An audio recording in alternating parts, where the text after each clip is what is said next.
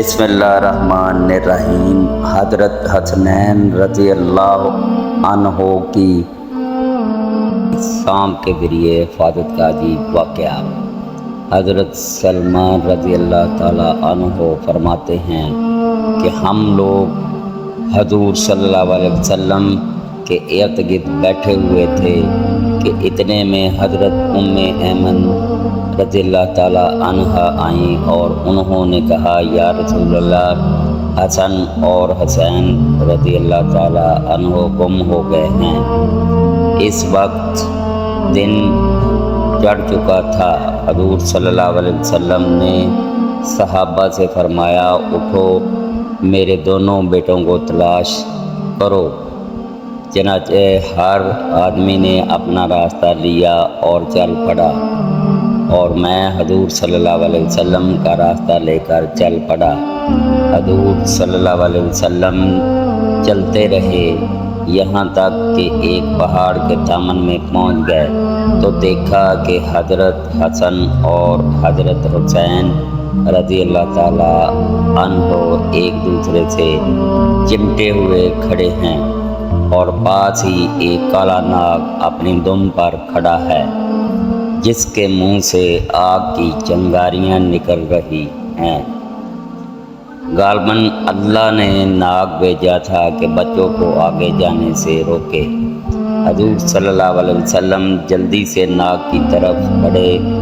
اس ناگ نے حضور صلی اللہ علیہ وسلم کو مڑ کر دیکھا اور چل پڑا اور ایک سوراخ میں داخل ہو گیا۔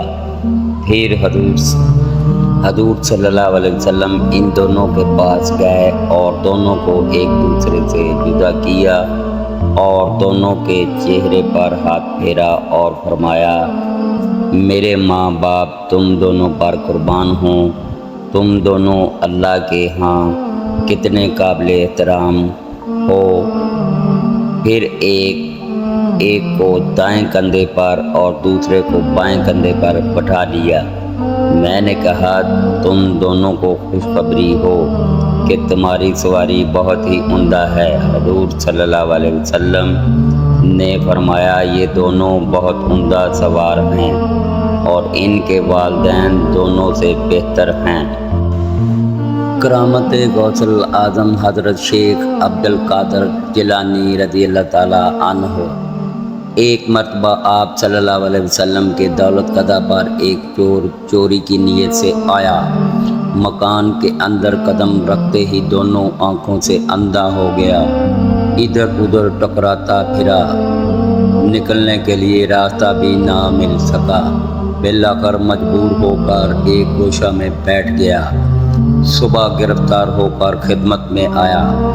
آپ صلی اللہ علیہ وسلم نے ارشاد فرمایا یہ میرے یہاں دنیا کی دولت چرانے آیا تھا، ہم اسے ایسی دولت دیتے ہیں جو ہمیشہ اس کے پاس رہے گی۔ آنکھوں پر دست کرامت پھیر دیا جس کی برکت سے زائل شدہ بینائی پھر لوٹ آئی۔ اس کے بعد ایک توجہ فرمائی تو منصب ولایت پر پہنچ گیا، نیز کسی مقام کے ابدال کا وصال ہو گیا تھا۔ ان کا قائم مقام بنا کر ان کی جگہ پر بھیج دیا۔ اللہ پاک ہر مسلمان کو اپنے حفظ و امان میں رکھے، آمین ثم آمین۔